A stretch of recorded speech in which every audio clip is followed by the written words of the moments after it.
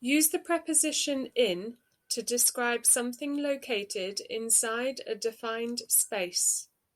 The space doesn't have to be closed. It can be such things as a garden, the ocean, cars, and so on.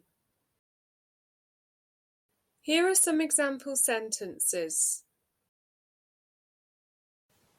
My bank cards are in my wallet. The coffee is in the cup. He is working in a room. The audience is in the auditorium. The big key is in her hands. There's nothing in my trolley.